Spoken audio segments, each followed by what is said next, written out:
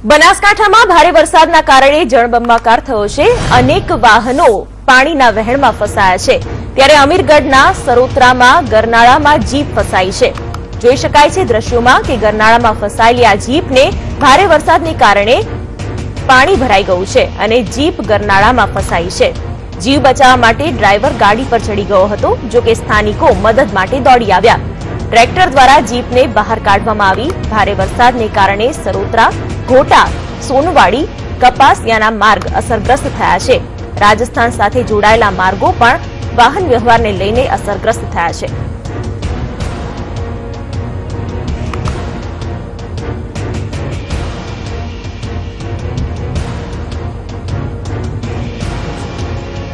તો વરસાદી પાણીના ભરાવાના કારણે વાહનો ફસાઈ જવાના દ્રશ્યો પણ સર્જાયા છે।